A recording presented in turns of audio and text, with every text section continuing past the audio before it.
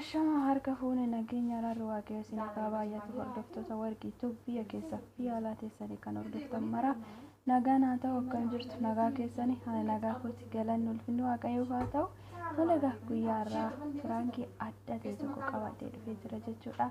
Firaankiin kunis maalidha jechuun keessaniin oolu firaankii eenyurratti hojjettee jechuun keessaniin oolu firaankii kana hojjette Jamal tuubirratti jechuudha. Haga dhumaatitti firaankii keenya waliin turtii gaarii laayik sheer sabskiraayib gochuu hin dagatinaadha. Yaada qabdan koomentii jalatti barreessuu hin dagatinaadha.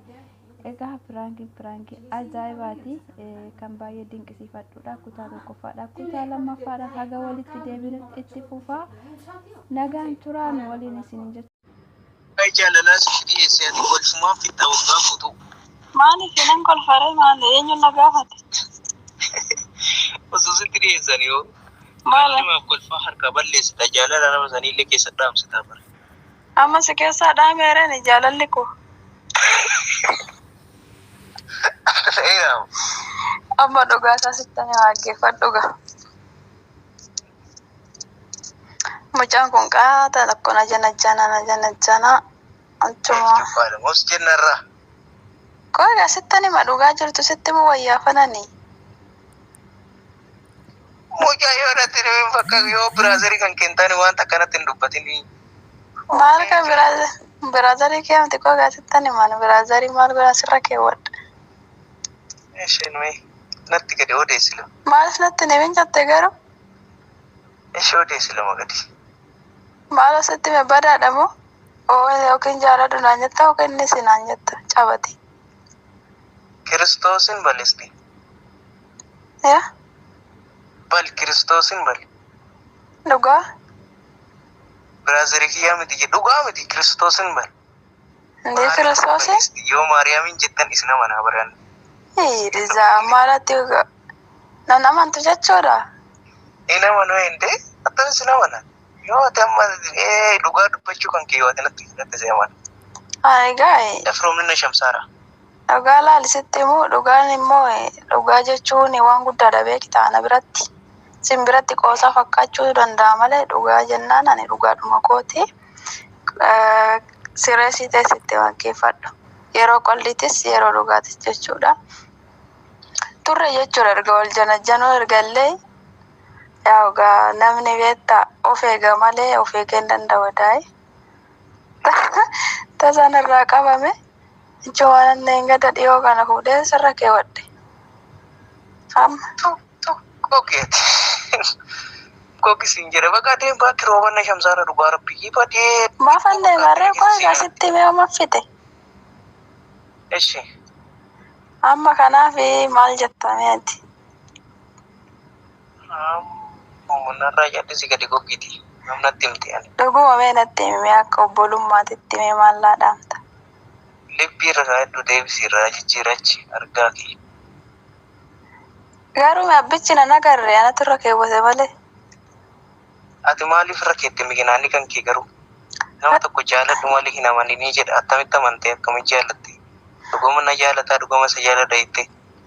Ani koo amma waan sodaate beektaa dhugaan na jaalatatee soba na jaalatatee hin beeku garuu anarraa qabameera. Us jedhan maatii shoggaarama kenna fixuudhaaf irra keette dhugaa rabbi ijoolleen maal akkanaan jedhan laaluuf jechuudha. Namni nama jaalatte taanaan poorofaayilii kan kee irraa kaastee telegiraamii wal qabate hundumaayyuu irra laxxafuu qabdu. Jechuun isaan inni koo amma isa ofiisaatti na gaafate malee ani akkan isa jaaladhe hin beeku ani ishiin jennee fi akkaman godhaariyaan sodaadhe. Ishi ati kan isan jaalanne attamii irra deebiste. Irraa kaasu mooree ani jechuun bakka zimnyatan dhoksaadhaan bootomii bichaa irra keewwadhe. Baalo. Jedhamu ati qormaata na qormaatuuf miti. Cabi maalatti qorabboonatti migaa dhugaasaa. Maal dhugaasaa sitti mari'an waa ati jaalattee hojjette Jamaal harka keessaa maal godhatan? Namittuun himne gurubaasii qofattanii namittuun ani mina dara. Namittuun himne reeffeessisaa biroon beekamaadha. Gaafatti fiddee irratti walattafte natti himteetti zimmi jedhamu gadi. Eenyu sitti hima?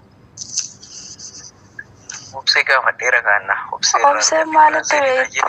Caabi boobse maatti beektu biraazarii koo biraazarii maal gochaa irra keewwadde biraazariin kanaa miti. Ijoollee kanuma argite saniiti isaan. Isaanii miti. Gogeeti akkuma gosatiin goggossi kaachi deebi. Jechuun amma mee maal laadamtare obbolummaa. Dhiisi jettamoo. Ammas yaadamure. Dhiisi jettamoo itti fufi jetta.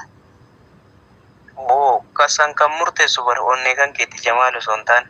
Oh my god koi wanta ati nata ana baasanaan dalagaa nan jechuun amma laali Jamaali mucaa jechuun bilbilaan nan beeka maleedha. Qaamaan hin beeku jechuudha.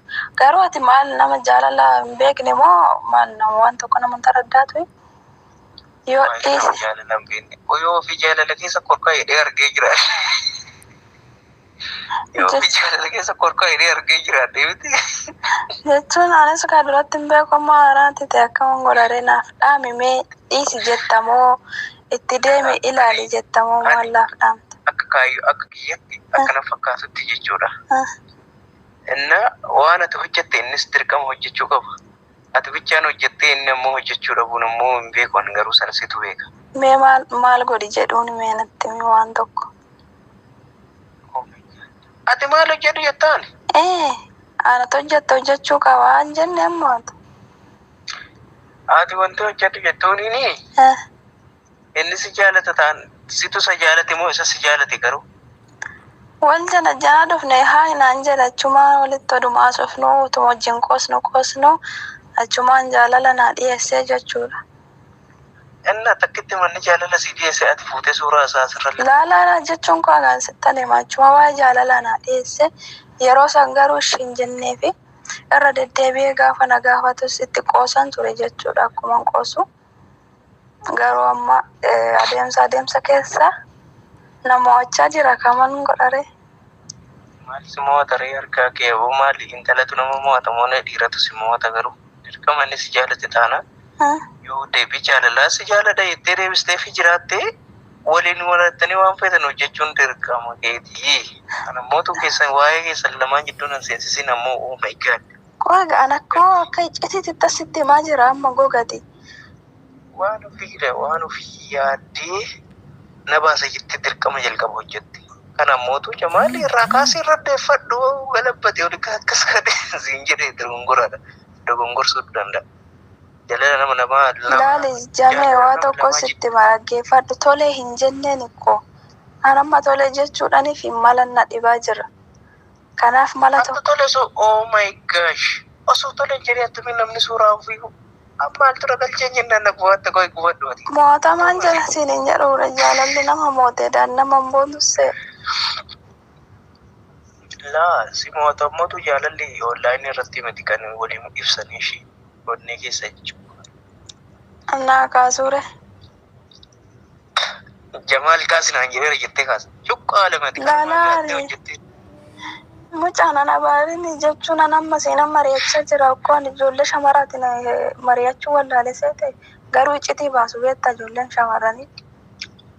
Akkuma siin jedhe kana kan siin jedhee rulli baay'ee jira ta'a. Jamaal qofaare. Jamaal qofatu siin jedhe akkuma siin jedhe nama meeqatu siin jedheera laata. Eenyutta naasaamee Jamaal si qofatti naasaa jira kanaaf iccitii kositti baasee hime ati immoo mee gorsa obbolummaa tokko naaf dhaami siin jedhe.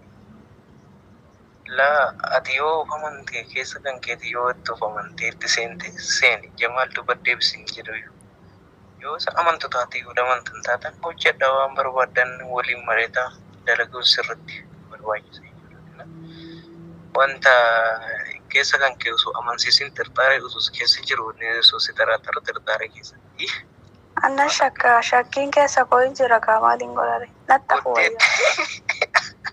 Amma zeef jira fadigan zeef jira. Mucaa maafan jedha. Dhuguma.